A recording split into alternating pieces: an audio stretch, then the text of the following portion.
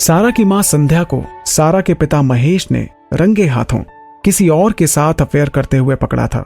ये सब उसे बेस्ट एक्ट्रेस का अवार्ड मिलने की एक रात पहले हुआ था।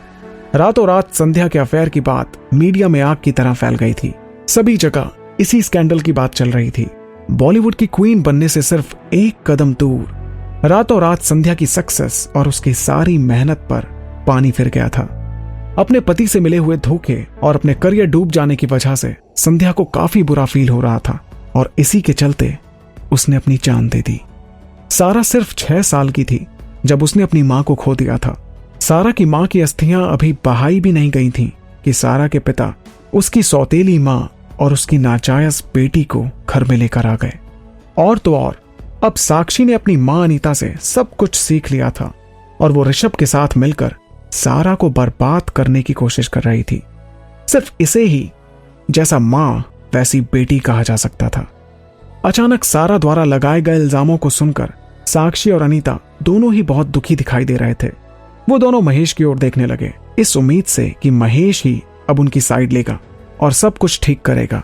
महेश का गुस्सा अब उसके सिर पर चढ़ चुका था। उसने सारा के गाल पर एक जोरदार थप्पड़ मार दिया। बेशरम, ये तुम क्या बोले जा रही हो?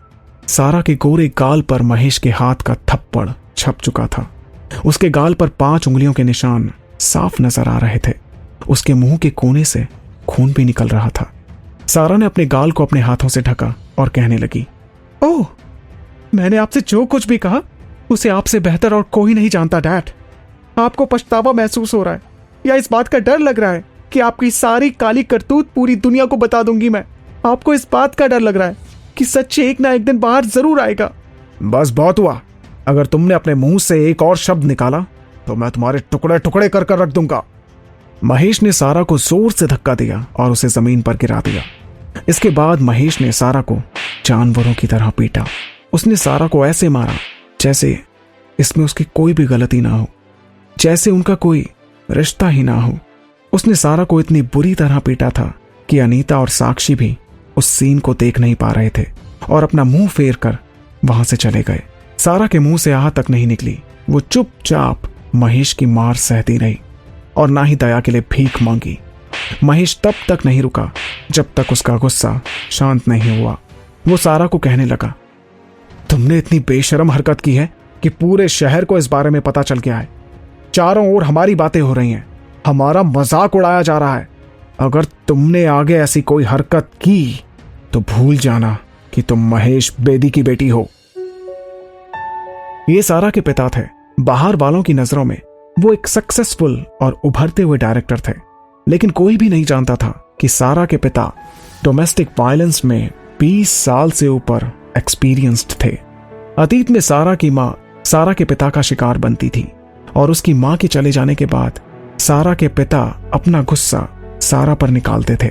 जब भी सारा अपने पिता के अफेयर या अपनी मां के बारे में बात करती तो महेश सारा को तब तक मारता जब तक वो खून में लथपथ नहीं हो जाती।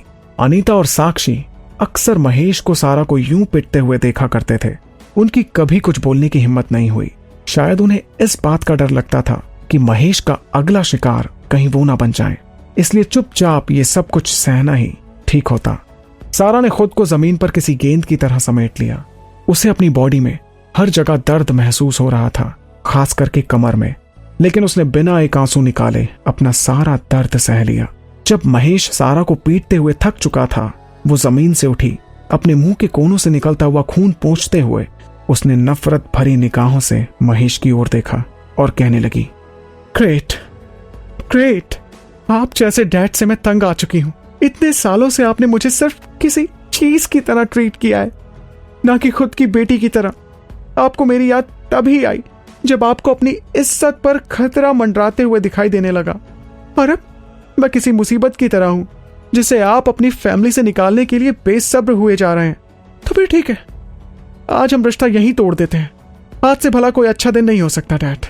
पहले सारा महेश की मार के डर से कभी भी महेश को उल्टा जवाब देने की या उससे सवाल करने की हिम्मत नहीं करती थी, लेकिन अब सब कुछ अलग था।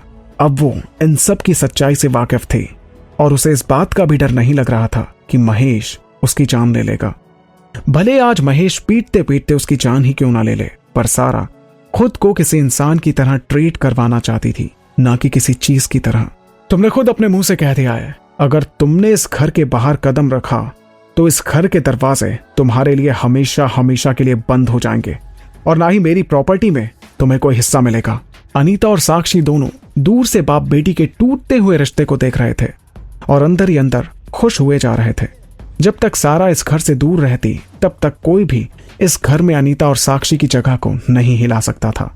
अपना पैसा अपनी कब्र खोदने के लिए बचा के रखिएगा, मुझे उसमें से कुछ नहीं चाहिए। इतने कठोर शब्द बोलने के बाद सारा जल्दी से ऊपर चली गई और अपना सामान बांधने लगी। उसने अपने साथ सिर्फ 2 ही चीज ली थी। यहाँ बस इतना ही। आगे की कहानी जानने के लिए सब्सक्राइब करें पॉकेट एफएम चैनल को और बेल क्लिक करके अगले एपिसोड का नोटिफिकेशन पाएं।